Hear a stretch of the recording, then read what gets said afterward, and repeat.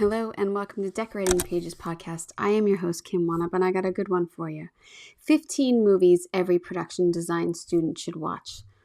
I'm telling you, it's not like it's the things you should have watched and didn't, and the staples that everybody wants you to watch. It's the ones I've seen over the past years in my 20-year career that are gems and that kind of stick out to me of lessons. And I wish someone had given me this list years ago that I could have watched and picked up some really good tips. It's going to be a different episode. I'm not going to do what Wannup's watching. I'm just going to dive right into this. And I want to start by saying I came up with the idea for this episode because every show I'm kind of running into people who are new, and that's exciting. I love that new people are starting in this business. But then I start to talk about films and television that they've never heard of. And I'm not talking about like Gone with the Wind, Wizard of Oz, Space Odyssey, Blade Runner, Star Wars, Harry Potter. Like those things you should have seen, right? I don't know what people, I sound old.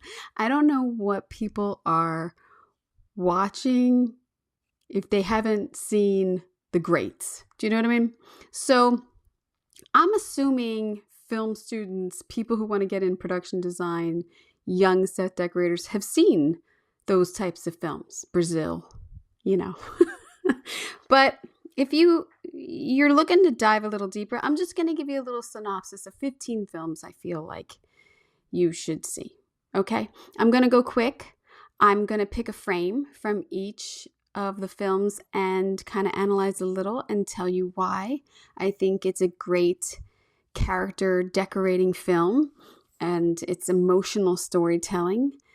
And I also only did from the 1920s to 2000. I didn't go past 2000 because that seemed too easy for young people or people have it like that. I want you to, get gritty with it. And some of them are obvious and some of them are obscure. So let's just dive into it. Now, I'm going to start off, hear me out. I'm going to start out with a silent film because it's don't get scared. It's a silent film. It's Our Dancing Daughters, 1928. And it is production designed by the great Cedric Gibbons and the extraordinary set decorator Edwin B. Willis, who you should know. And if not, I have a class about the two of them. They were the backbone of MGM design. And Cedric Gibbons literally has thousands of credits to his name. So he's amazing.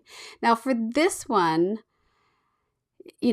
it's such a staple that people should watch because it's the first time Art Deco is seen on screen. And the frame that I chose from the film is of a bedroom. And there are these stacked panels in the back of her headboard. There's a daybed placed like a throne in the room. There are these Art Deco chairs, like barrel chairs. And although it's black and white, you can still see all the textures and you can see the reflections of the wallpaper on these stacked Art Deco geometric shape in the back of the room. There's such a contrast of finishes here, which you can play off. And one of the key things is that the room is kind of sparse. And that tells a lot about the character. There's not a lot of personality here. She's trying to show off. She's trying to be something that she's not, because this film follows wealthy young women in the Jazz Age area dealing with love, reputation, and judgment. So it is a really good film, but think about that. It's the first time Art Deco is really seen in people's houses on film, 1928.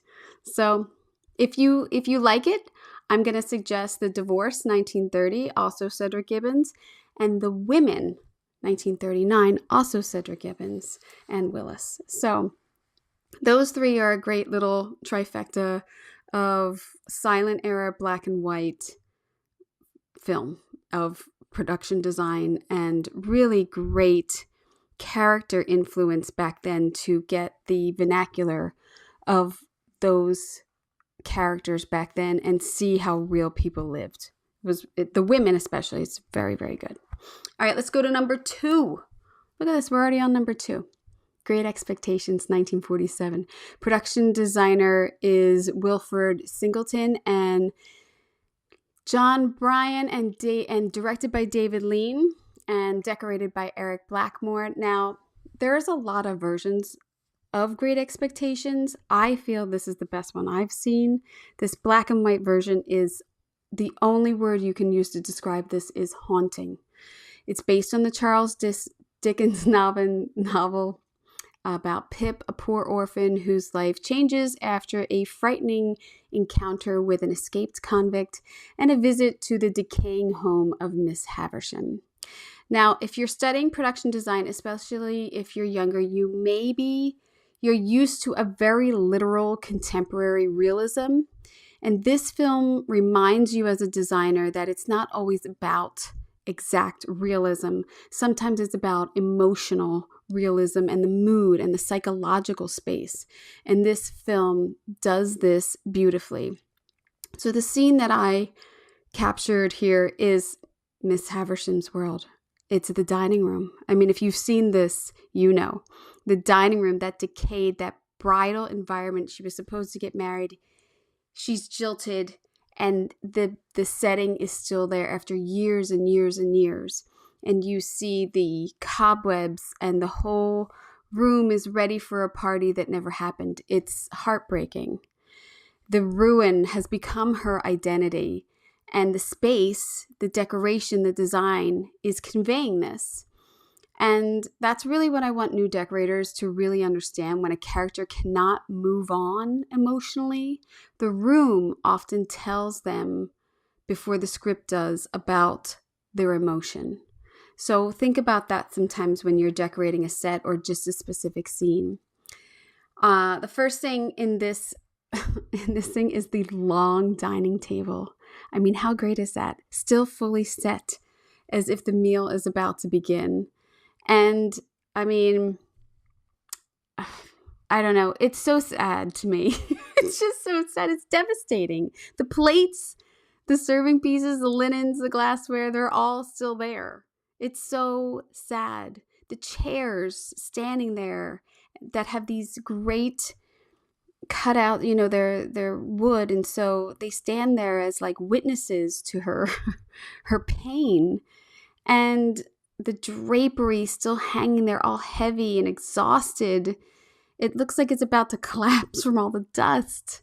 The chandelier also have these huge cobwebs. And then, of course, the fireplace flickering, giving it this light and emotion in the room. It's a lot of times you're going to see really great scenes are lit perfectly. This is one of them, to capture all of these tones in everything that's going on in this room. It's a very emotional set dressing through neglect. So it's a great example of how to decorate emotion and capture something. Other films that also can be watched to get these emotions is Rebecca, 1940, and Jane Eyre, 1943. So yeah, I love that version. I just think the Great Expectations of 1947, it's a must watch. Please watch it. It's so good. Now let's move on. Number 3 is Daddy Longlegs. Now, I never knew this movie existed. I had put together a production design film study with my friends, and we watched films that had been nominated at a specific years for Academy Awards and then judged them. And I had never heard of this movie, and it's 1955, I believe. Production design, Lyle Wheeler, John DeCure, set decorator, Walter M. Scott, and Paul S. Fox, directed by Gene Negluscio. This is a great one to study because it gives you a controlled elegance and fantasy through decor without losing the warmth. Now, it's a weird story. It's kind of a weird story. Fred Astaire, older dude, is a wealthy American businessman in France who secretly sponsors and educates a young orphan girl. And as she grows up and heads into college, he keeps her identity hidden while falling for her. Now, it's weird. Her story of being in this orphanage, which is the orphanage has this huge tree in the middle of this back courtyard. It's a great set. Then she goes to college and the dorm rooms are these pristine white like she's never seen. And then she goes to, I think it's New York he's in, and he's got this great mid-century modern office. And then there's these dance fantasy sequences, and it's performative design. It's controlled, it's graphic, it's playful, and it's completely aware of the frame that the dancers have to use and that the colors are saturating these sets and letting the dancers be the focus. This color blocking of orange and pinks. So I chose a frame of a dance sequence, and then I put another frame in the bottom because I couldn't pick just one from this film, because just to see the contrast of colors that they're using in this film. The contrast one is these blues and greens and this fake drapery that's kind of drawn. It's an amazing set to be seen. I love how artificial the set is. And I mean that as a compliment. The frame it's a perfect example of performance design. It's a big color field, minimal scenic elements, and just enough dressing to suggest a world without pinning it down literally. Like the windows like drawn behind them. And there's a couple chairs and tables for other people, dancers to be around. It's very American in Paris, which is what I would say is a great compliment to this. And not every great set has to feel lived in. I mean, some of them are just playful and aware of being accessible to what the action is in the room. Another great film that shows a lot of this is called Star from 1968. It stars Julie Andrews. I had never heard of it either till I did this study that I gave myself homework. And what was it? It's like 158 sets are in that movie alone. And it takes her from vaudeville to, being a big star. And the set dressing and everything just evolves with her career. It's a really great film. I had it in here. I took it out. So, but it is because I had too many musicals. I figured like, oh no, I have too many musicals. People are going to be like, you're nuts. But yeah. So Daddy Longlegs. The story's a little iffy right now, but the sets are fantastic, I have to say. All right, let's move on to number 4. Who is Afraid of Virginia Woolf? It's a staple. Everyone should have seen this movie, right? 1966, directed by Mike Nichols. Production design by Richard Silbert, one of my all-time favorite production designers. Set decoration by George James Hopkins. I mean, this is essential viewing, absolutely essential, because if you want to learn how to fill a room and make it feel like a couple who is fighting, a couple who has been married for a long time, this is it. This film follows one very long, very uncomfortable night with a married couple, George and Martha, who invite a younger couple over, and they're teachers and faculty, and it's just, they discuss their loss, they discuss their love. It's an extraordinary film. This film is one of the best classes you can take in domestic psychological dressing. And yes, this is exactly the kind of set that decorators should study because it looks casual at first, but it's doing a ton of character work. I chose a scene where George is sitting in a chair, the couple is on the sofa, and his desk area is in the background. And this room feels truly lived in, not styled. It tells you these people are before the scene even begins. The back wall is packed with books, arts, paper, objects, and it gives the room this smart, layered, slightly neglected feeling, but it's academic. It's not precious or pompous, but that's the lesson here. It doesn't have to have order to look intelligent. The desk area gives the room a working pulse.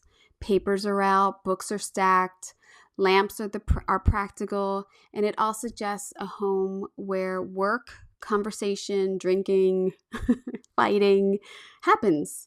Nothing is luxurious, it's modest, it's worn in and real. The books, I think, are the key detail. They're not just background, they're identity. That's who he is. He reads. He's a professor. Same with the art. I love the art. It's all varied on the wall. It's a collection over time. It's not overly curated on the wall. It just looks like they've collected art over the wall over the years and have put that in. I think it's a great detail for showing people who have lived in a house for a long time. Sometimes, you had the one picture there and then you found this other one years later. Well, I'm going to put that one up too. It happens. So this is character decorating at its best. The room tells you these are smart people, complicated people, and really not peaceful people. Another movie to suggest like this, I would say Streetcar Named Desire. And both of these are plays. So I think a lot when they were designed probably took in that everything has to happen pretty much in this room, or like they only move to 2 other rooms and then they go in the car and they go one other place, I think. But really the tree, the shot of Elizabeth Taylor through the screen door is one of the best on film. So if you haven't seen that, please take a look. All right, enough. I'm in love with that movie. Let's move on. Let's move on to Barry Lyndon. Barry Lyndon. All right. Production designer Ken Adams, Roy Walker, set decorator Vernon Dixon, and directed by Stanley Kubrick. I mean, it's awesome. It's completely awesome. It's a boring movie, I'd have to say. I've seen it probably three times. 1975. I read a whole book about Stanley Kubrick, how he made this film, and I don't love it, but I love that I've seen it, and I love that I can reference it. I would say that. It's one everyone in design school should watch, and then watch again 10 years later, and maybe another 10 years later, and I bet you'll get more out of it every time you watch it. It follows Barry Lyndon as he climbs through 18th century social chasing status and wealth, and the rooms tell that story beautifully. They're elegant, composed, and still emotionally cold. Everyone talks about the lighting in this film. And yes, of course, the natural light and the candle lights are extraordinary. They used special cameras from NASA to be able to get this dark in rooms and still be able to shoot. This movie is teaching you about restraint, about certain placement, and period. Look at these rooms. I mean, the frame that I pulled is about symmetry and the mirrors and the candlelight and the overall space. There's a lot of open floor plan there. Every shot is like a painting to Kubrick. And sometimes when you decorate, it doesn't make sense that this sofa's over here and this, but go look in the camera, go look, on the playback, go see what they're doing. And if they want it symmetrical and you have to make adjustments for that, sometimes it's kind of heartbreaking, but it's also lending to the beauty sometimes of the overall. And, I'm sure you would get on the same page if you're a part of this film, but symmetry is huge sometimes, or, the triangle or whatever the director's into. You got to be able to enhance that with your dressing also. The candlelight in the mirror is amazing. The floors have like a high polish on them, so it reflects the candlelight. I'm sure that's on purpose. And there's a lot of emptiness in the rooms back then. Sometimes the rooms were so big there wasn't enough furniture to put in them. And I love that this film carries with that. So you go to Versailles, some rooms are packed. Some rooms have like one sofa and 2 chairs. It's like these gorgeous ornate rooms, but didn't have a lot of furniture in them sometimes. So there's always that. I mean, that's all research in your period and what you're trying to accomplish and everything. So, get through that. I would say the restraint, when you have this much luxury, that would be the takeaway from this, is to be restrained. Sometimes pull back a little. Don't be so gaudy. Don't try to get it all in every frame. Let it come naturally throughout the story. It's such an important lesson for decorators, especially in period work. You do not need to throw everything from the warehouse, the antique warehouse, at one room. Sometimes the most powerful choice is fewer, better, and exact pieces. And that invokes the realism, and everything else is distraction. So careful when you do that. 2 films that I would suggest: Dangerous Liaisons, 1988, and The Age of Innocence, 1993. They both are, in this period, and just gorgeous, gorgeous films. So yeah, let's go to Rocky. Yes, I know, Rocky, 1976. I'm telling you, this is one to study. I'm telling you. I'm going to tell you why. Director is John G. Avildsen, and production designer James Spencer, set decorator Charles Ronson. Now, this follows Rocky Balboa, a small-time Philadelphia boxer and a debt collector who gets an unexpected shot at the heavyweight title against Apollo Creed. And it's a story about dignity and routine and struggle and somebody trying to prove themselves. And that has to come out in the dressing. Why a young production designer student should watch it is because it is gritty 70s filmmaking, like, Mean Streets and Dog Day Afternoon and all that. It's working class interiors.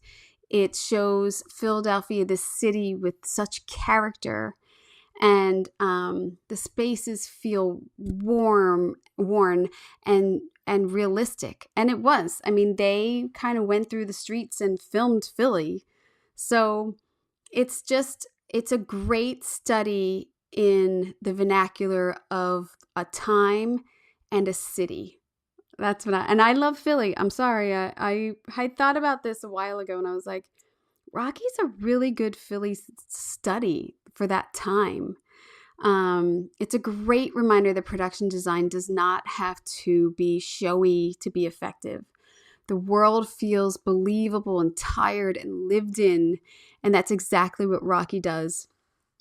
So this image that I picked is of his apartment, and it's rough and it's cramped and it's completely real looking. It's dingy. It's all patched together. He's got the mattresses surrounded by ropes so he can punch them. He's got his little turtles there. Things are falling down on the shelves that are barely, full. Mix-match pieces of furniture. Nothing is polished. Then, I feel like there was a choice for this overhanging red light over his dining table. He probably found it and put it up, and he thought it was cool. He probably thinks it costs a lot, so that's why he put it there. It has personality, and it's not empty, but there's not a lot going on there, but it shows his personality. And just a great character piece. Just a great character piece to study. So Rocky. And like I said, Mean Streets and Dog Day Afternoon. Mean Streets 1973, Dog Day Afternoon 1975. All films 1970s to me are fantastic. I love the conversation. That's one of my favorites. The Godfather. You can't go wrong. Can't go wrong in the 70s. Like Chinatown. I can go on and on. In fact, I will with our next one, which is All the President's Men. I love this movie. I love the acting in this movie. I love the quietness in this movie, that your brain is thinking, what is going on? What are these people doing? What are they hiding? I can't figure it out.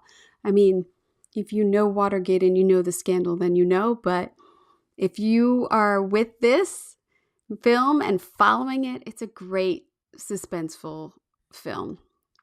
All the President's Men's production designer George Jenkins, set decorator George Gaines, directed by Alan J. Pakula. It's huge. This film is huge because this is one of the great lessons of procedural realism in decorating. It's not it's not glamorous, it's not cool, it's working realism, and those are one of the most sets you're going to have to do. Do you know how many offices I've done? In police stations and hospitals, procedural is going to be a part of your life. And how do you make the first office you're going to decorate as good as the last office you're going to decorate? It's character. It's all character. So I did pick two shots for this film. But one's the big bullpen of the Washington Post, and the other is a close-up. So if you don't know, this story follows Woodward and Bernstein investigating Watergate, and the newsroom that they're in, this set that I chose, becomes part of the story. The desks, the paperwork, the fluorescent office lighting, the repetition of it all. It's a great set because look at the density of this office environment. Look at how it's institutional, but yet there's still a lot of character. That's a great balance. And for young decorators listening, this is why you should never dismiss boring spaces. You can make it feel interesting. Boring can be interesting. And that's where storytelling happens. So this scene in particular, what I like here is that the office feels huge, but very personal at the same time. There's endless rows of desks, paper, phone. Look at paper, phones. I miss phones. Files. These little details that show how tired people are when they're working. This is not decorative clutter. It's working clutter. The first thing that jumps out to me is, of course, is that ceiling grid. The fluorescent panels stretched on forever and ever. And that's real. That's not CGI. Creating this relentless visual rhythm, and that's part of the design. But as a decorator, I love it because the ceiling itself becomes part of the storytelling. It just goes on and on and on. You're never going to catch it. You're never going to, Then you get into the dark landscape, and that's where the real richness is. The rows and rows of workstations, the low partitions, telephones, desk accessories.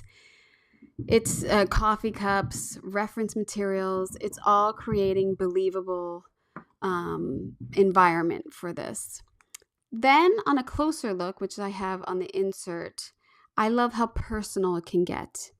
And people dress their spaces. People will put up a piece of art. A piece of art is pinned to the column. And it's just enough human imprint to remind you that people personalize their spaces, no matter how boring or, how busy they are. Even if it's their personalized coffee cup or their pen cup, something is going to be personalized at an office space. Nobody owns the space, but everyone is leaving a mark on it. So clutter tells a story. That would be a real thing here. And procedural office dressing, I just think this is one of the greatest examples of it. And there's the Post 2017, there is Spotlight 2015, and the Parallax View, I would say, is more stylized, but a great companion to this for institutional spaces, corporate unease. And if you haven't seen Parallax View, I lightened it. It's a very dark film. It's Warren Beatty. It's very good. It's very good. But Parallax View, 1974. Check that out too. All right, I'm gonna go back and make a little fun for number 8. Oh, there's Rocky. The Wiz. The Wiz. Yes. So I chose this specifically because of a production designer who gave me an assignment when I was very new to this world. She said, get a script that you haven't seen, that hasn't been made yet, and try to design the sets. Or take a film that you love and redesign it. And for me, The Wiz is a perfect example of redesign and rethinking a film. And obviously, The Wiz is set through, urban Black cultural lens. And it's not just the Wizard of Oz done again. It's filtered through this musical of a different culture. And it's great. It's a great way to rethink things. 1978, production designed by Tony Walton and Philip Rosenberg, and set decorated by Edward Stewart and Robert Drumheller, directed by Sidney Lumet. And I love this one for students because it shows how powerful a reimagining can be. So it's not just let's remake this. It's a completely retelling of a story, and it takes the familiar narrative and filters it through a totally different culture. It's bold, it's graphic, it's energetic, it has scale, and it's theatrical, and it's just an invention. It's great. It scared the hell out of me when I was little and saw it, but if you're somebody who tends to play it safe, this is a good movie to try to shake you up, I think, because it really goes out of that comfort zone of the original Wizard of Oz. So the scene that I grabbed is when Dorothy goes in to meet the Scarecrow, and she's on the yellow brick road, and there is just clutter, like ruin and debris all around her. And then there's these sunflowers that are, bringing out these gold colors around all this wreckage. The set is essentially a destroyed space, stripped walls, exposed brick, broken, heaping piles of debris and dirt and everything. And I think it's so crazy how you can invoke a different emotion from these sets and these songs. And it's amazing soundtrack too, and it's Michael Jackson, it's Diana Ross. I mean, it just becomes transformative and it's always made me think, how else could this be done?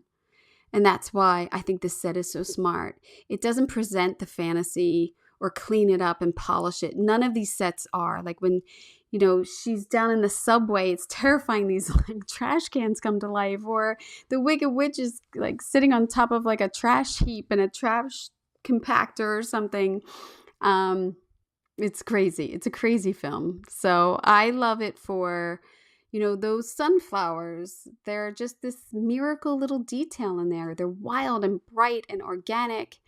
And it's almost impossible that they would be in that space, but yet they're growing. There's something alive in this space and giving her hope, and that's she meets the Scarecrow.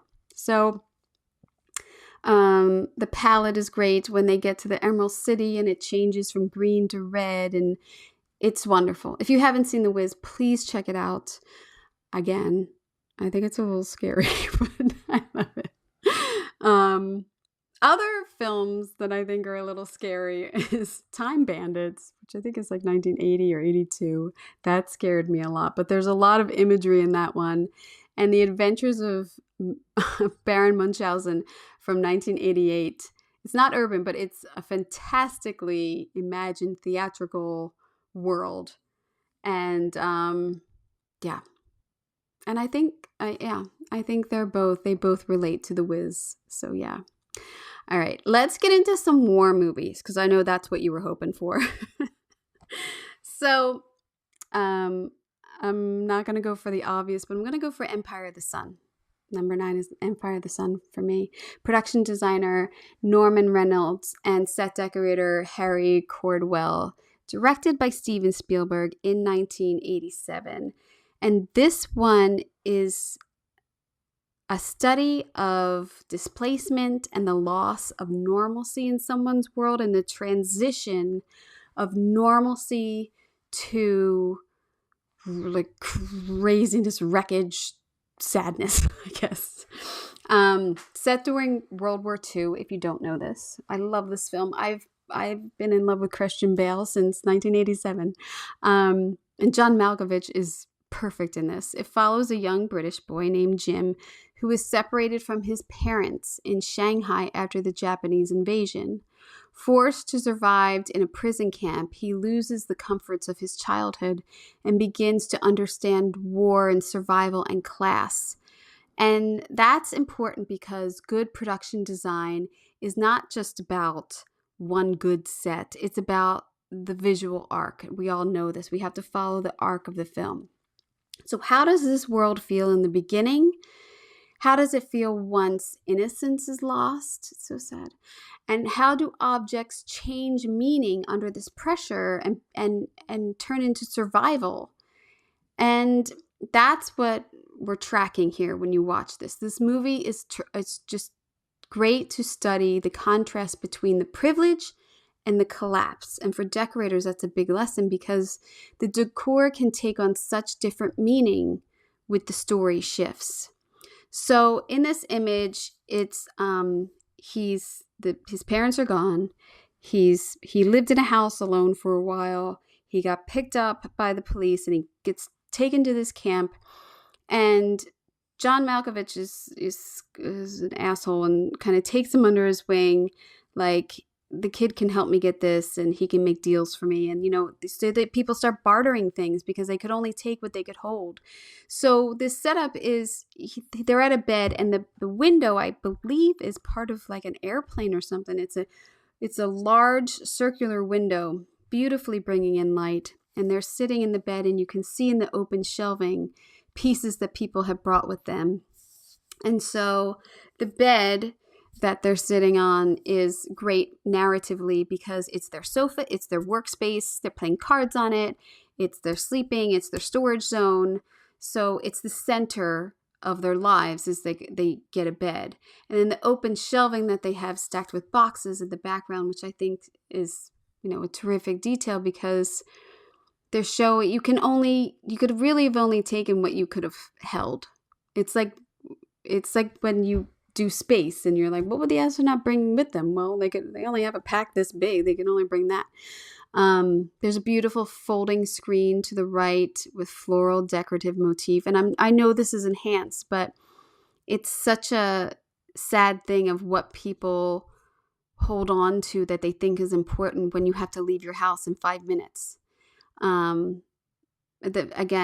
round window is just fantastic in the composition of the scenes, and the palette is wonderful. Everything's dusty and it's neutral, and there's faded fabrics. They've been wearing this clothes a long time, and what did these people take with them? What did they repurpose? What would they still carry around as part of memories, and how do they protect their pieces? These are things you're going to ask yourself if you were decorating this sets. And that's where the truth of this dressing lies. So hardship still needs character, and survival spaces, are not just dirt piles. They should still tell us what people kept, what they valued, and how they are trying to hold on to themselves and their identity. I just love that film. And another film, I would say Hope and Glory, came out the same year in 1987. Beautiful companion to this. And 2023, All Quiet on the Western Front. And even then in that film, there's an underground bunker of like all of this extra food and everything that soldiers have kept and taken from other places. You're showing what people start to really prioritize in their lives when you do war. I think I haven't done war, so I can only go off of the many films I've seen doing war. So yeah, Empire of the Sun, check that one out. That's a good one. All right, number 10. Throw it away done. Who Framed Roger Rabbit? Yep. Who Framed Roger Rabbit? It should be a staple, right? Everyone should have seen it. Production designer Elliot Scott and set decorator Peter Howitt. It's Robert Zemeckis. It's 1988, and I love this film. This is one of the films that made me want to work in Hollywood. Absolutely. Set in the 1940s Hollywood, where humans and cartoon characters coexist, this film follows private detective Eddie Valiant as he gets pulled into a murder mystery involving a frantic and innocent Roger Rabbit. It's fantastic. This film is fantastic. The live action environments have to be believable enough to ground this movie, but be heightened enough to coexist with all of the cartoons. It's a wonderful balance to examine. So in the scene that I have picked, Roger Rabbit is at R.K. Maroon's desk, and he's showing him the pictures of patty cake of Jessica Rabbit. It's a great scene. I love the Art Deco of this office. I love that it's controlled and powerful, and this desk is, rounded and has the, all the dressing of the phone and the paperwork and the inbox, and the nameplate of R.K. Maroon is a great, anchor on the desk, the light and everything.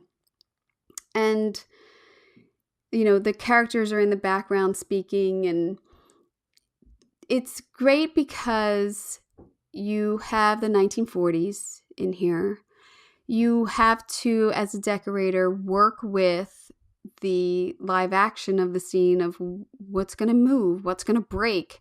He runs through that window back there with the outline of his body in the blinds. We got to figure that out. And what kind of blinds are they? And obviously they couldn't have been metal, so then they were wood. I'm sure these were all discussions that went down.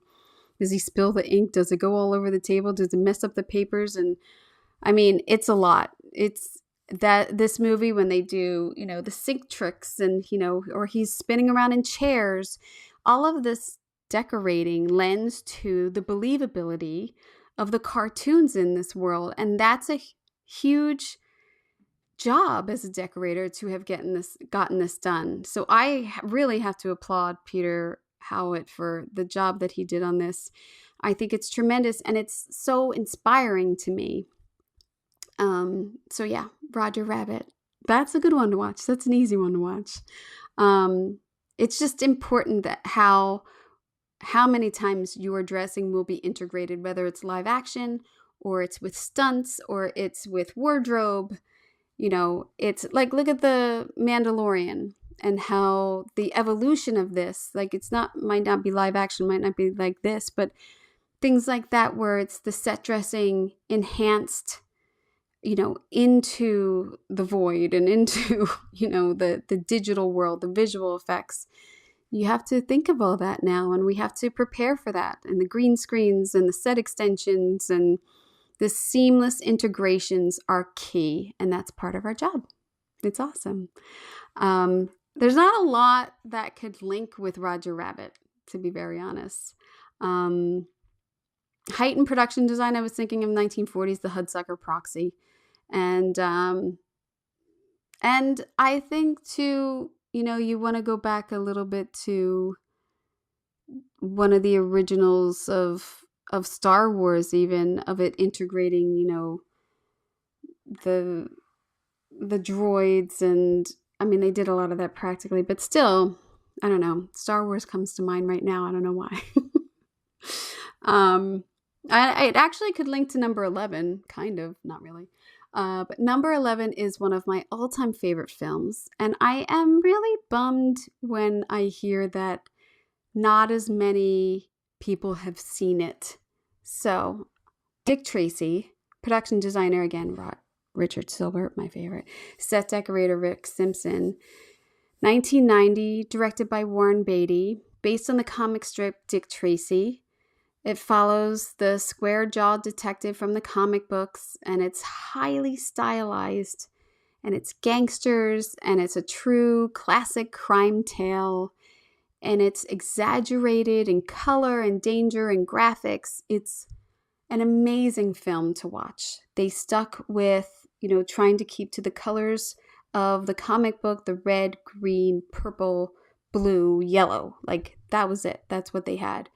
And I just read Richard Silbert's somewhat autobiography, designing films. Oh God, is that designing movies? I forget the name of it. But I wanted to study him because of Dick Tracy, and finding out that he really fought to not do these primary colors in the beginning and really kind of fought it.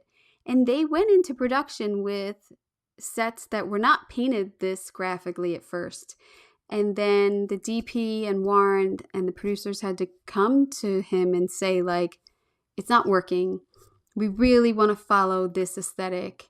We have to change it. And then he just really went for it and really did it. And they won the Oscar. It's Best Production Design for 1990. So it absolutely influenced me. I can't imagine seeing this film and it not, giving you some inspiration as a decorator or a designer.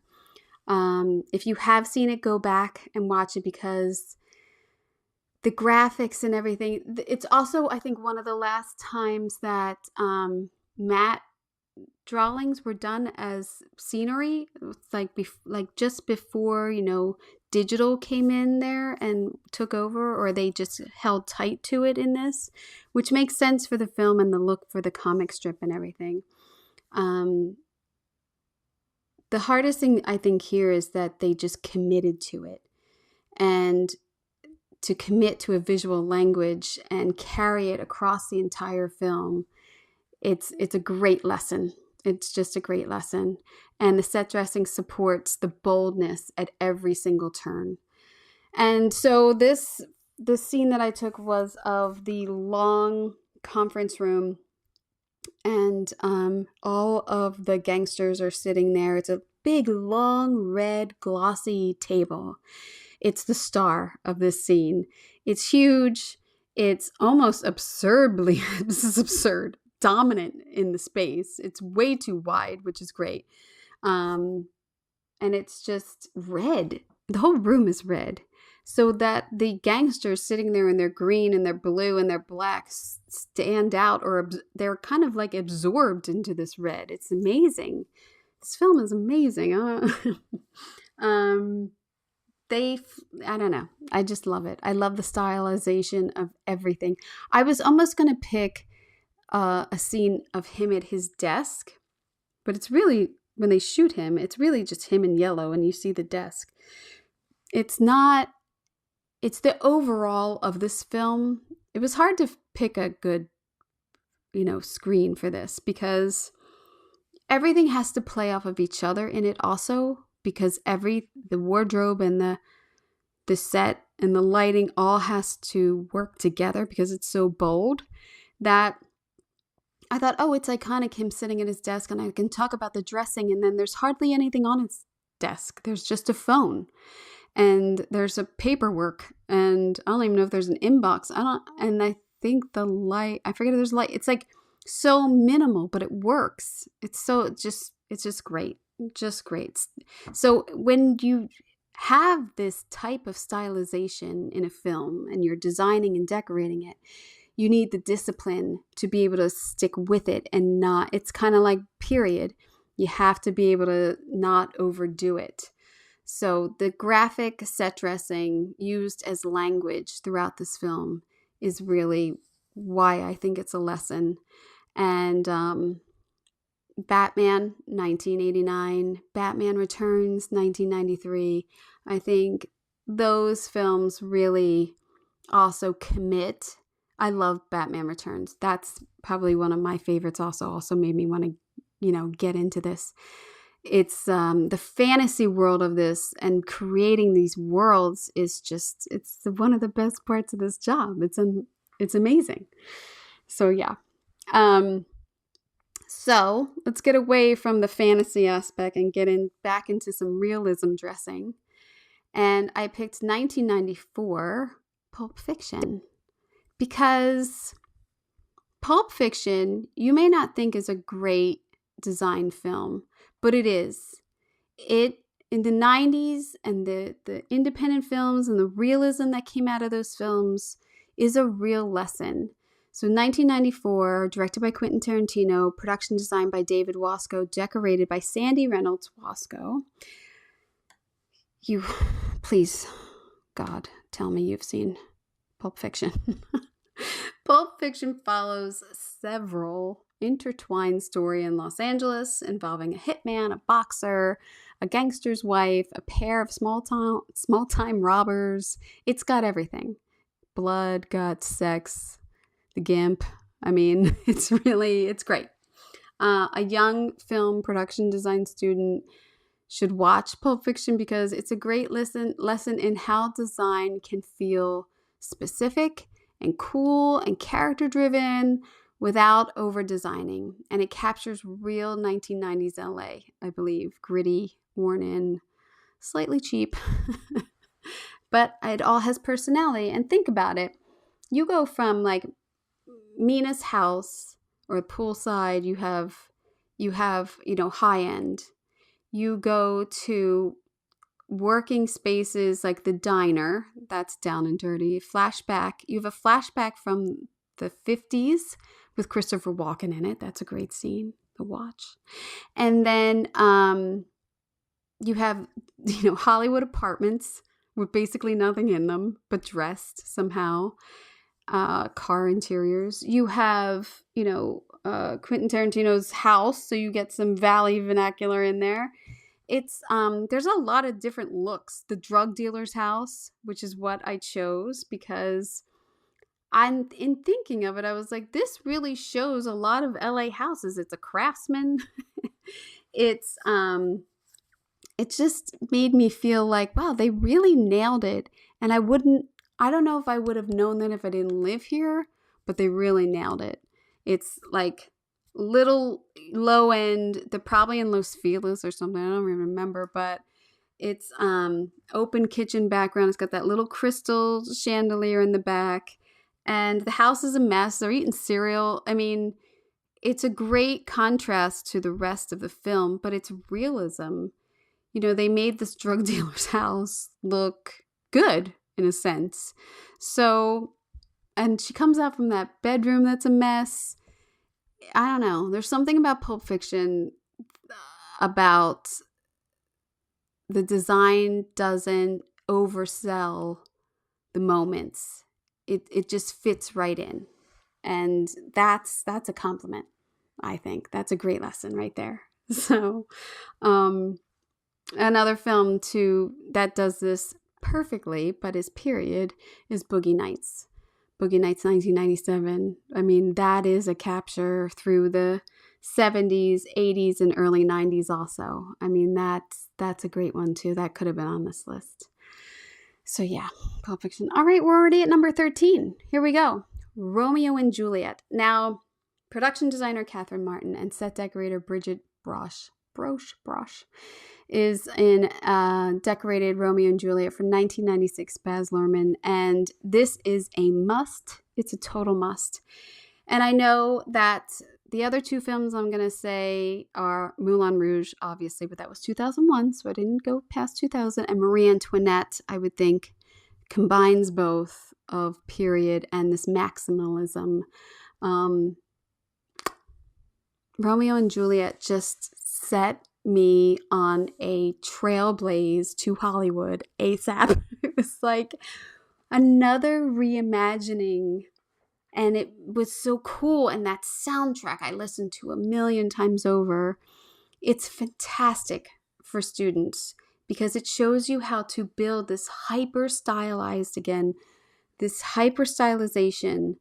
that feels just emotionally driven with this. And the design is really loud and it's really crowded. It's not empty. And there's so much symbolism in all of these rooms. Her bedroom, even when they're outside at the gunfight. And it's a good lesson for symbolic dressing, I think. There's religious objects. There's the color, the textures, the kitsch, the opulence, And it's also, it understands youth. And that's the best thing about this film.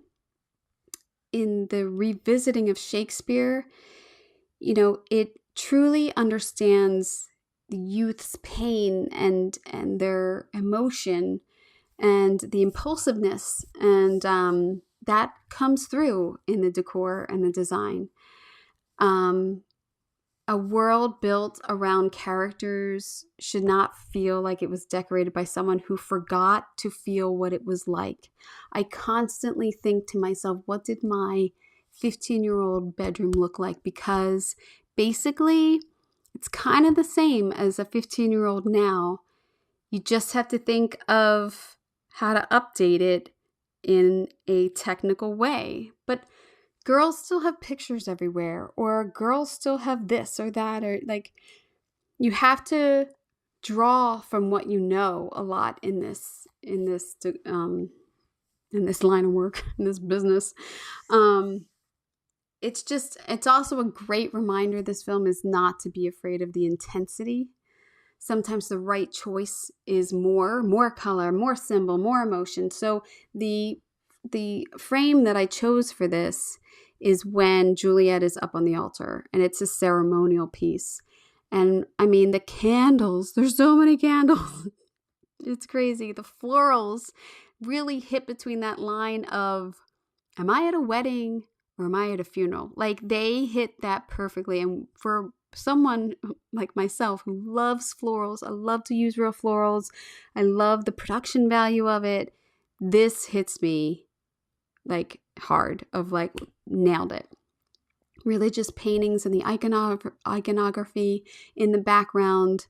I love the symmetry that it gives on the altar, this warm amber palette of the glow of all the lights, and the bed up on the dais. That's a key decorator move up there, that she's like up on that altar. And it's very intimate and private, but yet you're in this church. It's a powerful set. So where you place an object can completely transform what it means.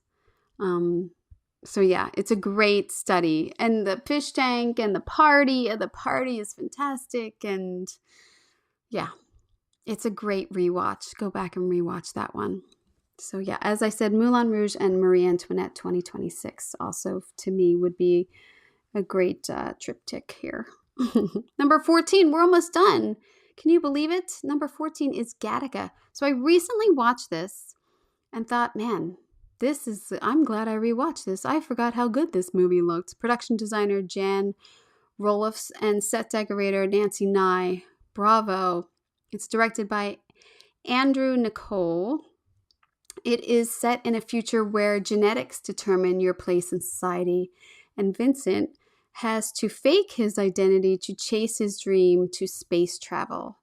It's one of the best examples of how production design can make a world feel elegant, intelligent, and terrifying without ever becoming like loud.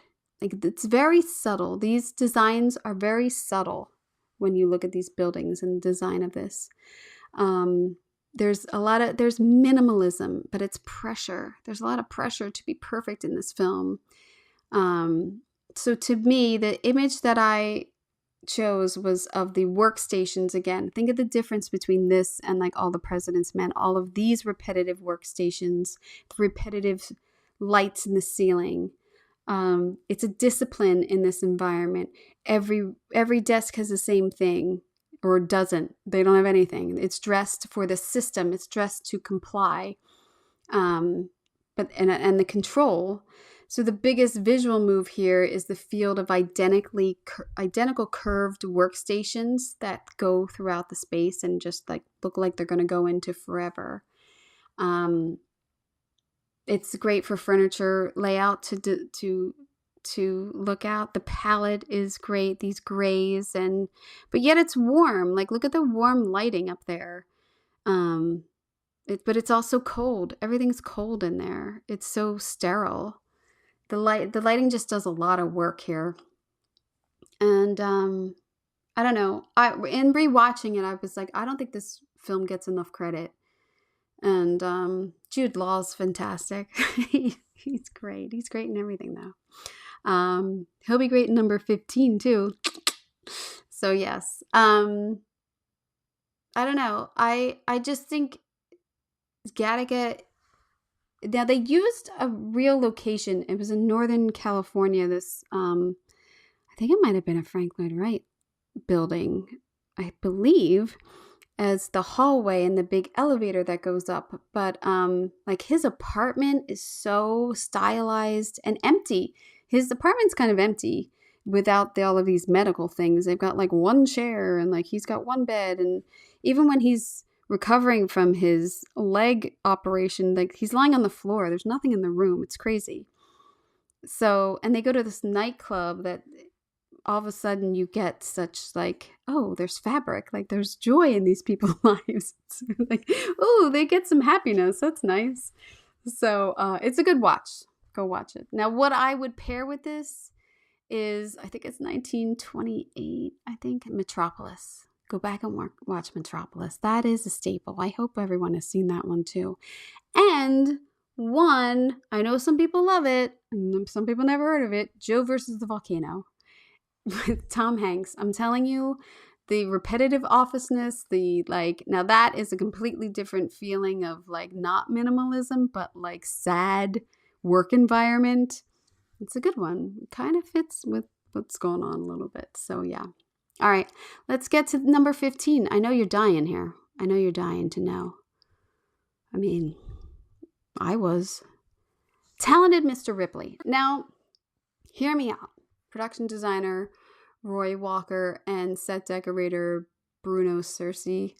Directed by Anthony Minghella in 1999. So it took it all the way down to 1999. It's set in 1950s Italy. And it follows Tom Ripley, a young man of modest means who is sent to convince wealthy playboy Dickie Greenleaf to come home from Europe. And once Tom gets close to Dickie's glamorous life, he can't let go. I love this film. I love this film. If this film is on, I have to watch it. It is a beautiful period film. It's a film where you want to step into this time period. You want to live with these people. You want to go to Italy. It's better than Roman Holiday to me. It's such a sense of longing.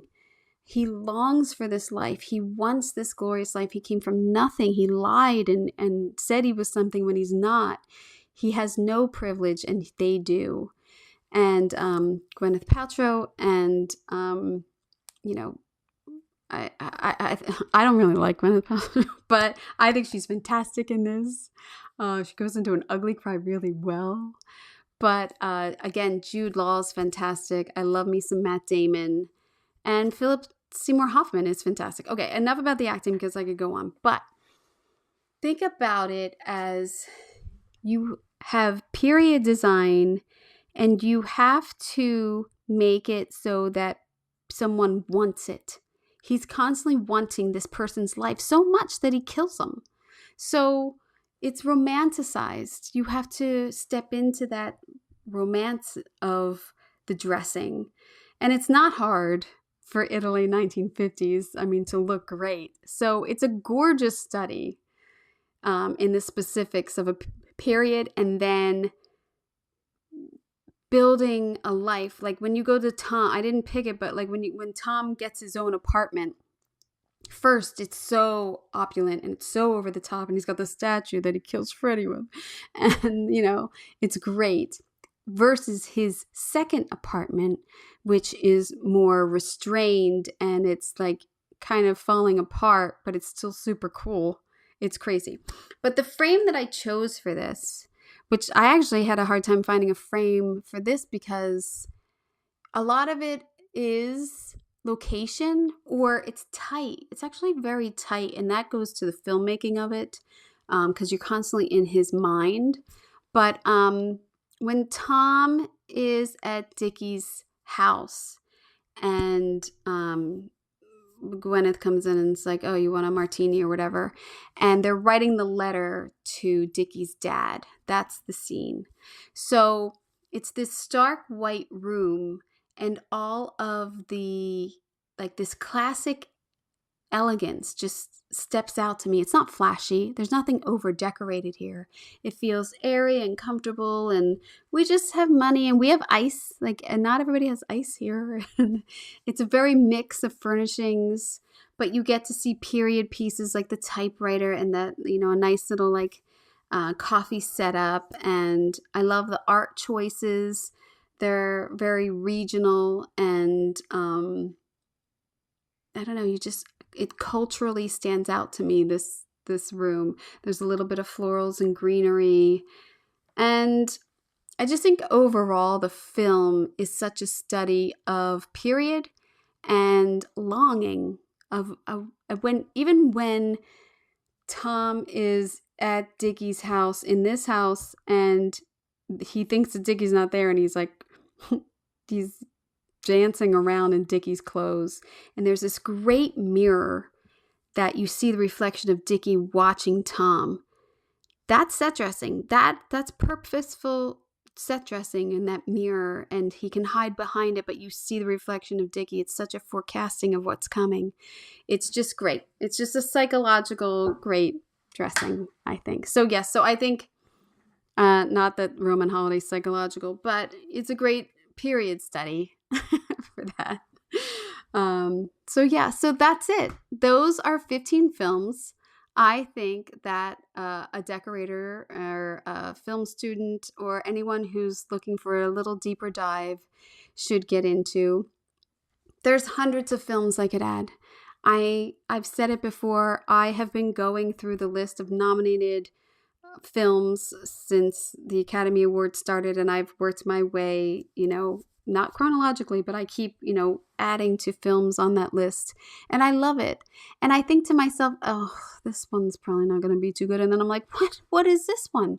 How did Bette Davis make another great movie? Like, that's what I keep thinking. Like, what is this? But I wanted to give you a list with some range and a little history, a little intensity, some musicals, and not just taking it for what it is, but really looking at it as a decorator. Don't just watch a movie, pause it. Look at that wallpaper. Look at what's on that tray. Look at the corners and the tabletops and what's on the shelves. Like, that's how you're going to learn. And sometimes I pause films and I'm like, that's a bunch of shit over there, but it looks right.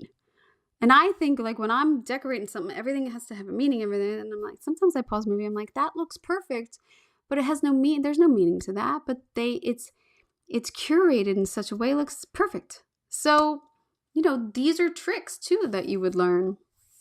You don't want to ask all the time, is it pretty? Is it right? Ask, what does this room say about the person? What is this set is practical in psychology? Like, what's the social tension here? What is the decoration telling me? What is the design controlling in this character's life? What does the dialogue say? Am I interacting with special effects? I mean, these are all questions you're constantly asking yourself. When you're young, you notice style. When you've worked a little bit longer, you notice control. And when you've had some heartbreak in your life, maybe you notice characters in a deeper way. Your life experience will help you decorate. And experience, doing it, repetitiveness, putting in your hours. Yeah. So that's it. That's the episode today. I would genuinely love to know what other movies you think should be on this list. What is one or two films that have taught you about decor and what you really focus on in character and storytelling? What details have stayed with you in a movie you've long forgotten, but you remember that one detail? Send me a message, leave a comment, tag me on Instagram. I want to hear, because I get excited about anybody focusing in on set decorating. If you love this, I am going to do a deeper dive of 5 or 3, I forget what I did. Deeper dive of decorator films that really teach the decorator eye. I don't know. I don't know how to explain it, but it comes out Thursday. So, but that also is just part of the Gold Room series, which is the on Patreon and iTunes. It's the paid subscription. So if you like a deeper dive than this, I feel like I just scratched the surface on most of these. You can check that out. But please check out any of the 250 episodes I have on this podcast. And what else? What else can I say? I don't know. Like, subscribe. I hope you enjoy this. I hope you got an earful. I'm Kim Wannop for Decorating Pages.